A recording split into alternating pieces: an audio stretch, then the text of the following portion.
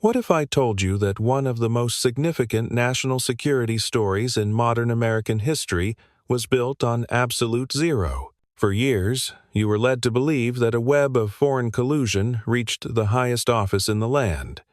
But today, Washington is in a state of total shock. Just 5 seconds into her briefing, Director of National Intelligence Tulsi Gabbard dismantled a multi-year deception that has dominated the headlines since 2016. Her revelation was blunt, chilling, and undeniable. The Russia collusion narrative was a total fabrication. There was never any verified intelligence behind it. None. Not a single credible source, not one verified report, and not one piece of raw data supported the claims that gripped the nation. If you've ever felt like the news was being scripted rather than reported, this is the moment that proves you were right. As Tulsi Gabbard stood before a mountain of declassified files, the atmosphere in Washington turned cold. The room fell into a stunned silence as she dropped the first heavy folder onto the desk, the sound echoing like a gavel. This wasn't just a political disagreement. It was a confirmed constitutional crisis.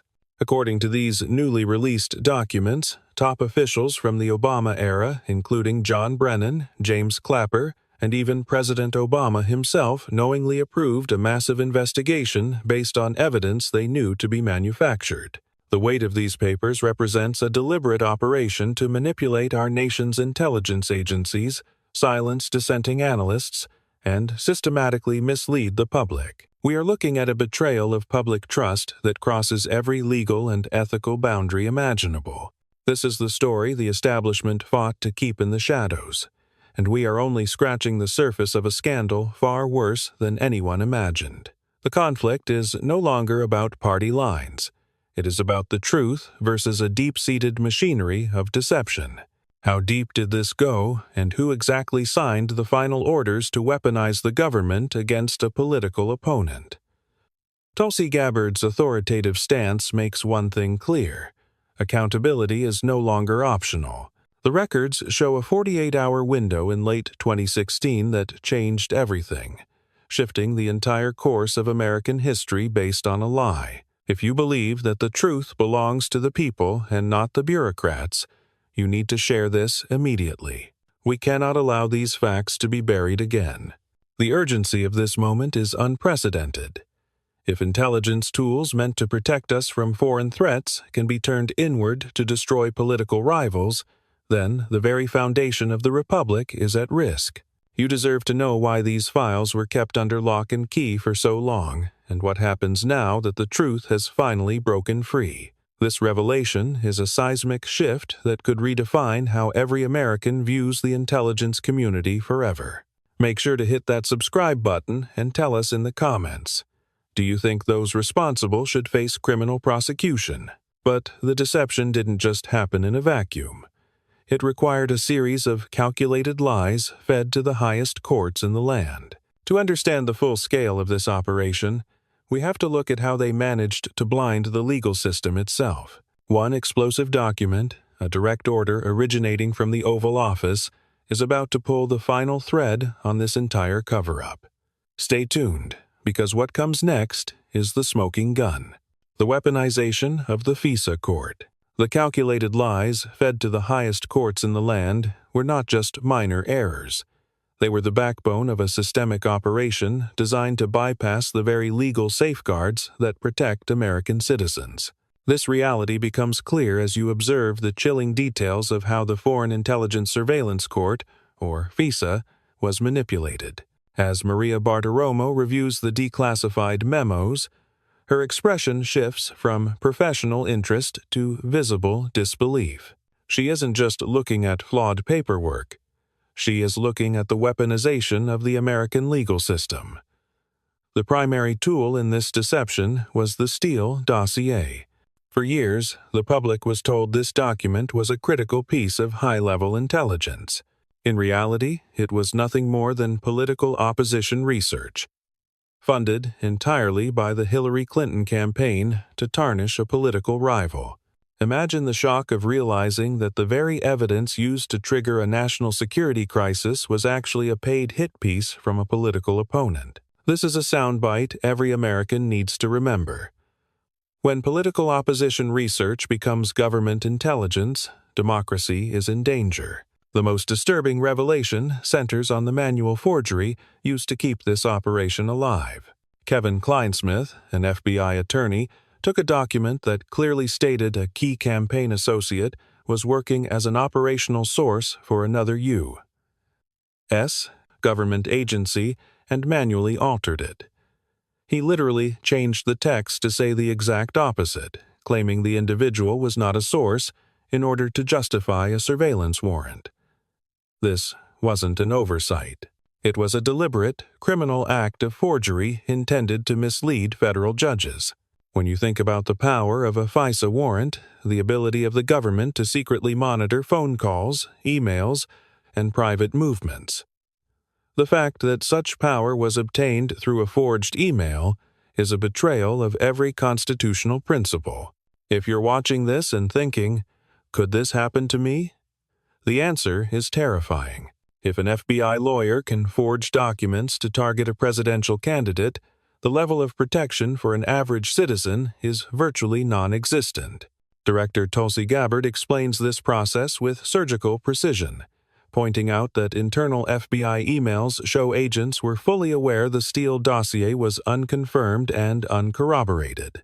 They knew the data was unreliable, yet they presented it to the FISA court as primary evidence. They blinded the judges, preventing them from seeing that the entire basis for the investigation was a paid political hit piece. This created a dangerous precedent. If the FBI can lie to a federal court to target a presidential campaign, what stops them from doing the same to any ordinary citizen? This is the definition of turning a legal safeguard into a political weapon. If you are as outraged as we are, hit that like button right now to show that you won't stand for the weaponization of our justice system. The tension in the studio is palpable as Gabbard reveals that these lies weren't just the work of a few rogue actors. Senior supervisors at the FBI approved these filings, knowing they contained false information. They didn't just allow the mistake. They orchestrated the deception. This was an intelligence operation, not an intelligence failure. It was designed to create a pretext, a legal-sounding reason to keep the incoming administration under a cloud of suspicion. By the time the judges signed the warrants, the trap was already set. The media was already being briefed, and the narrative was ready to be unleashed on the public. If you haven't subscribed yet, do it now. You do not want to miss the next reveal, because we are about to expose the exact names of the supervisors who signed off on these forgeries. But how did this transition from a secret court deception to a full-blown national crisis? The most critical pivot happened during a single, high-stakes 24-hour window in late 2016. As the folders open, the signatures of the architects emerge, leading directly to a specific date that changed the course of the entire investigation. To understand the gravity of what happened next, we have to look at the explosive events of December 6th, where the narrative wasn't just found, it was ordered into existence. The truth was about to be flipped overnight, and those who dared to hold on to the facts were about to find themselves in the crosshairs of their own leadership. This is a classic plot twist in history, the moment the investigators became the conspirators. The architects of this operation were ready to go to any length to ensure their conclusion was the only one that survived. To see the actual step-by-step breakdown of how these warrants were falsified, check the link in our description to see the unredacted files for yourself.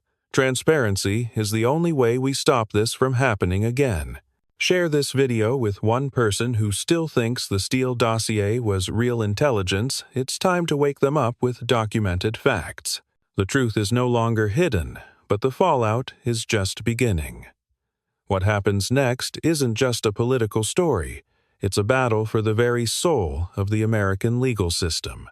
Stay tuned, because we are diving deeper into the specific directive that came from the very top of the hierarchy. The December 6th directive. The architects of this operation were ready to go to any length to ensure their conclusion was the only one that survived. But the most critical pivot happened within a high-stakes, 24-hour window that effectively flipped reality overnight. To understand the gravity of what followed, we must reconstruct the explosive events of the 6th of December 2016. Imagine the atmosphere inside the office of the Director of National Intelligence on that Tuesday. It was tense, hurried, and thick with the weight of institutional pressure. Until that very morning, the consensus across all 18 intelligence agencies was clear and unanimous. Russia had not interfered in the election in favor of either candidate. The data was unequivocal, showing no intent, no capability, and zero coordination with any campaign. This was the truth that sat in a drafted assessment, ready to be delivered to the President of the United States. Then the order came. In a specific and unprecedented action, senior leadership issued what was called new guidance. This directive instructed analysts to immediately withdraw the original no-interference assessment from the President's daily brief. The document that stated the truth was pulled just hours before it reached the Oval Office. Why? Because the facts did not fit the desired political outcome. What followed was a complete organizational hijacking. John Brennan and James Clapper didn't just suggest a second look. They demanded a report that shifted from questioning if Russia intervened to explaining how they did. This wasn't an investigation anymore. It was a fabrication with a deadline. The conflict inside the agencies reached a boiling point. Honest analysts, men and women who had spent their careers following raw data, found themselves in a direct confrontation with a leadership that viewed objective reality as a hurdle. When the analysts refused to compromise their findings, they were systematically sidelined. A hand-picked team, specifically chosen for their willingness to align with the narrative, was brought in to replace them. This team was tasked with one goal: confirmation of a predetermined conclusion. As Tulsi Gabbard reveals the internal memos from that week, the evidence is undeniable. One memo explicitly shows that the conclusion was written before the evidence was even gathered. The consensus that would eventually be sold to the American public in January 2017 was a manufactured one, built on the ruins of suppressed truth. John Brennan's direct involvement in this shift is a central pillar of the scandal. His handwritten notes, now declassified, prove that he briefed President Obama on a plan that was already in motion. This wasn't a discovery of a foreign threat. It was a policy decision to create a pretext for surveillance. If you've ever wondered how a story can dominate the news cycle for years without a shred of evidence, December 6th is your answer. It was the day the intelligence community stopped serving the people and started serving a narrative. If this level of manipulation makes your blood boil, you need to share this video with everyone you know. The establishment wants you to believe this was a series of unfortunate mistakes, but the paper trail says otherwise. The new guidance served as the blueprint for every investigation, every congressional hearing, and every sensationalized news report that followed for the next 3 years. It provided the legal and political cover needed to weaponize the government against an incoming administration. But even as the leadership worked to cement this lie, they knew a danger remained. The truth was still buried in the servers, and a few brave souls were watching the deletions happen in real time. The cover-up was robust, but it wasn't perfect. While the architects were busy briefing a hungry media, whistleblowers were quietly making sure that the original no-interference data wouldn't stay hidden forever. The story of those who resisted is a testament to the fact that even in the deepest halls of power, the truth has a way of leaving fingerprints. This December 6th directive was the starting gun for a marathon of deception, but it also created a trail of signatures that would eventually lead to the very top of the chain of command. If you want to see the exact timeline of these emails and the names of the people who signed off on the new guidance, make sure to check out the links in our description. We are documenting every step of this purge because the American people deserve to know exactly how their trust was traded for political gain. But the silencing of the analysts was only half the battle. The operation also required the permanent destruction of the records that contradicted the new narrative. To see how they tried and failed to erase the digital footprints of their forgery, we have to go inside the intelligence community's internal purge. The servers were about to be scrubbed, but a few critical backups were about to change the world. The Purge. Silencing the dissenters. The story of those who resisted is a testament to the fact that even in the deepest halls of power, the truth leaves fingerprints. This leads us to the most human and harrowing part of the scandal: the whistleblowers. These were not political activists. They were career professionals, like the veteran NSA analyst whose primary report, a document explicitly stating that no SIGINT coordination was found between any U.S. political figure and Russian state actors, was struck out by a senior official's red pen. When he refused to stay silent about the alteration, he wasn't just ignored. He was reassigned within 24 hours to a dead-end post, his decades of service traded for a narrative. This was the start of an intentional purge designed to replace objective reality with institutional loyalty. Have you ever wondered what it feels like to have your entire career destroyed just for telling the truth? Drop a comment below if you think these whistleblowers are the real heroes of this story. Inside the agencies, a culture of fear took hold, engineered to crush dissent before it could reach the public. Analysts who questioned the new guidance began receiving anonymous phone calls in the middle of the night, chilling warnings with no caller ID. Security clearances, the lifeblood of an intelligence career, were revoked without explanation. If you've ever felt the pressure to stay silent when you saw something wrong at work, imagine that pressure multiplied by the full weight of the federal government. This wasn't just professional intimidation. It was a psychological operation against American citizens whose only crime was following the evidence. This is a soundbite that should haunt every viewer. In a free society, dissent is a duty. But in Washington, during this period, dissent was treated as disloyalty. If you believe no one is above the law, make sure to hit that like button and subscribe for more deep dives into the stories the mainstream media refuses to cover. As the internal resistance grew, the cover-up shifted into its most desperate phase: the permanent destruction of records. Digital audit logs, declassified just this morning, reveal a frantic series of manual deletions. These weren't routine system cleanups. These were targeted erasures of folders containing original, unedited analyst drafts. The timestamps are damning: 2:14 a.m., 3:06 a.m., 4:22 a.m. These midnight deletions were performed using senior-level credentials linked directly to the CIA Director's executive office.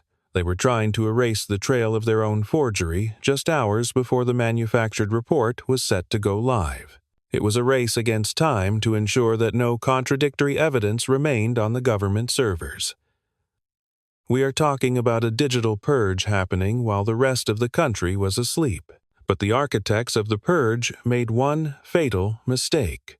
They underestimated the resolve of those who still believed in their oath. Enter the whistleblower known only as R.A. from the IT division. R.A. was the one ordered to handle the classified archiving and to sanitize the entries tied to the Russia investigation. Narrating his own struggle, R.A. describes the moment he realized that if he followed his orders, history would be rewritten by the very people who controlled the servers. He sat at his terminal in a cold, dimly lit server room, his hands trembling as he stared at the delete command on the flickering screen. In that split second, he made a choice that changed everything. He didn't just refuse the order. He quietly performed an offline backup of every file marked for destruction. Imagine the tension: one wrong move, and he could have been caught. This is a real-life plot twist that changed the course of history. Without R.A.'s courage, the original drafts, confirming there was no collusion, would have vanished into digital dust forever. His secret backup contained the email threads showing that the supposed intelligence linking President Trump to Russia was manually inserted by senior staff, not sourced from any field collection. This is the definition of a smoking gun fabrication in plain view. R.A. knew that coming forward could cost him his freedom, yet he preserved the evidence anyway. If you think one person can't make a difference against a massive system, R.A. is the proof that you're wrong. His actions are the only reason we can have this conversation today. You can actually apply this mindset to your own life. Always keep receipts, because the truth is your only real protection. If you want to see the specific deletion logs for yourself, we've put the declassified timestamps in the description. Go check them out now before they get flagged. The tension of this internal purge proves that this was never about an intelligence failure. It was a coordinated intelligence operation. The establishment didn't just get it wrong. They fought to make sure the truth stayed buried. But while the servers were being scrubbed and the whistleblowers were being threatened, another part of the machine was already in motion. The manufactured report needed a way to reach the public, and for that, the operation needed a megaphone. To understand how this lie was sold to millions of Americans, we have to look at the pre-planned coordination with the media. The echo chamber was being built even as the evidence was being deleted, and the scripted lines were already being sent to the most famous faces on your television screen. The truth had been duplicated in the dark, but the lie was about to be shouted in the light. If you think the media was in on it, you're not going to believe the coordination emails we're about to show you in the next section. Don't go anywhere, this gets even deeper. The media echo chamber. The truth had been duplicated in the dark, but the lie was about to be shouted in the light through a megaphone that reached every corner of the country. This operation required more than just forged warrants and deleted logs. It required a carefully constructed media echo chamber. Declassified documents now reveal a chilling level of coordination between intelligence, press liaisons, and select journalists at major networks. Inside John Brennan's office, a memo was circulated with a title that should concern every citizen. Narrative alignment with friendly outlets confirmed. This wasn't a summary of facts. It was a battle plan for a propaganda campaign. Imagine a world where the news you trust is actually a scripted performance, choreographed by the very people it's supposed to hold accountable. That is exactly what these documents describe a megaphone for the state, disguised as independent journalism. The coordination was strategic and timed for maximum impact. Emails show that friendly media outlets were briefed off the record and given scripted talking points a full day before the official intelligence report was even made public. They arranged what are known as embargoed interviews, ensuring that the moment the manufactured assessment dropped, every major news anchor and commentator began repeating the same scripted lines simultaneously. They told the public the report showed overwhelming evidence of collusion, even though the architects of the report knew no such evidence existed. This created a feedback loop of misinformation where the media cited the intelligence community, and the intelligence community used media outrage to justify further investigations. This wasn't just reporting. It was an information operation conducted against the American public to ensure that even before the evidence was seen, the verdict was already accepted. This strategic leaking served a darker purpose: the active discrediting of anyone who dared to question the narrative. Journalists who expressed skepticism or asked for raw data were immediately labeled as distributors of Russian propaganda. The Office of the Director of National Intelligence and the CIA's Public Affairs Division worked in tandem to smear dissenters, effectively chilling the air for investigative journalism. If you were a reporter who valued your career, you learned very quickly that questioning the establishment was professional suicide. Within the intelligence community itself, many stayed silent because they saw what happened to those who spoke up. Careers ended overnight, and reputations were dragged through the mud. It became a matter of institutional protection. Admitting that the assessment was fabricated would have shattered public trust. So the establishment doubled down on the lie to save its own skin. Director Tulsi Gabbard's perspective on this feedback loop is cutting. She notes that the American people were fed a lie so large and so well coordinated that it became an accepted truth. The media was not acting as a watchdog. It was acting as a partner in a psychological operation. When intelligence agencies are used to shape political outcomes and the press is used to sell those outcomes, the very foundation of a free republic is at risk. You can actually see this pattern in other modern scandals. The moment a narrative becomes undeniable without any visible proof, you are likely looking at a scripted performance. This is a soundbite for the history books. Truth is not determined by the volume of the echo chamber, but by the weight of the evidence. If this level of media manipulation makes you question everything you see on the screen, hit that like button and tell us in the comments, which news outlet do you think was the most compromised? If you are tired of being handled by an echo chamber, make sure to hit that like button and share this with someone who still believes the media is independent. We need to break this cycle of misinformation by demanding actual documentation over scripted talking points. This level of media coordination proves that the operation was never about national security. It was about power and how to wield it through the control of information. You can apply this lesson today by becoming your own fact-checker. Don't just listen to the anchors. Look for the unredacted documents.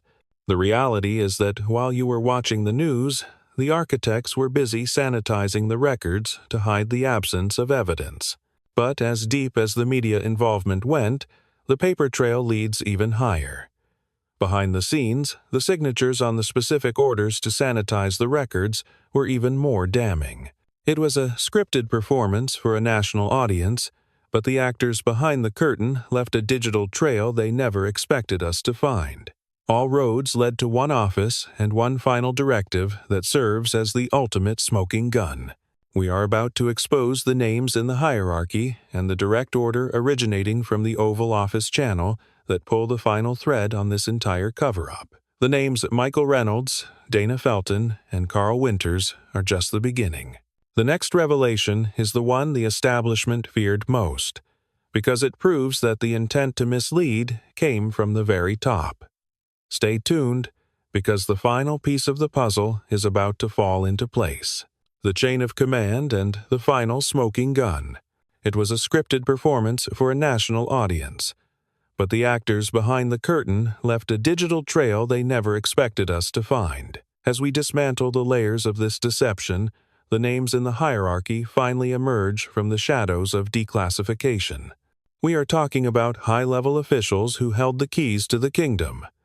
Michael Reynolds, the Deputy CIA Director, Dana Felton, the DOJ Deputy for National Security, and Carl Winters, the Assistant Director for Counterintelligence at the FBI. These weren't just bureaucrats. They were the gatekeepers who signed off on the internal authorizations to sanitize sensitive data stores. In the cold language of bureaucracy, sanitize was simply a euphemism for delete. They coordinated directly with White House liaisons, who were reporting back to then National Security Advisor Susan Rice. Every communication line, every digital footprint, and every manual erasure traces upward to a singular point of origin. The ultimate revelation, the true smoking gun, lies in an internal email that destroys any defense of misunderstanding or incompetence. The message, originating from the White House channel, contains a directive that is as blunt as it is criminal. Outcome must reflect foreign interference. Let that sink in. The president's office didn't ask for a search for the truth. They ordered a predetermined result. They expected the report finalized within 48 hours, and they mandated that it align with a specific political narrative regardless of what the actual intelligence showed. This traceable authorization from the Oval Office channel proves that the weaponization of the intelligence community wasn't a grassroots failure. It was a top-down mandate. It crosses the line from political misconduct into a criminal conspiracy to mislead the American people and subvert the foundation of democracy. The reaction from the establishment has been a predictable cycle of deny, deflect, and delay. The Department of Justice and the White House have issued formal statements calling these allegations politically motivated fiction and claiming the deletions were merely routine data migration. But as Tulsi Gabbard closes her folder in the silent studio, her expression remains unmoved. She points out that the metadata tells a different story. Routine migration leaves automated logs. What they found were manual, targeted erasers performed by administrators in the middle of the night. The documents can't be unseen, she says firmly. Documentation is not an allegation. It is an objective fact that no talking point can erase. The weight of these papers now hangs over Washington like a storm that won't pass. Accountability is no longer just a buzzword. It is a necessity for the survival of the Republic. Tulsi Gabbard is officially calling for an independent prosecutor to review criminal charges, including conspiracy, obstruction of justice, and abuse of power. The question that remains is whether the system can survive its own exposure.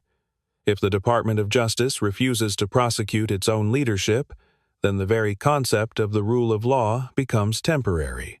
However, there is a silver lining in this constitutional crisis. Sunshine is the only disinfectant strong enough to reach this level of corruption. And now that these files are public, the American people hold the evidence in their own hands. No administration can hide behind a classified stamp forever when the truth has already broken free. As the studio lights dim and the broadcast ends, a heavy silence fills the room.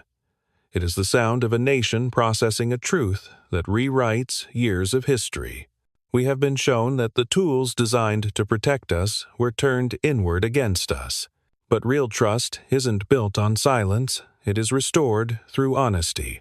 If you believe that the truth belongs to the people, and that no official, regardless of their title, is above the law, then your voice is the final piece of this puzzle. Justice will only follow if the public demands it. Within the next 72 hours, the remaining unredacted files will be released to the House Oversight Committee. Washington is finally being forced to face itself in the mirror. The names are public, the smoking gun is on the table, and now the American people will decide what comes next.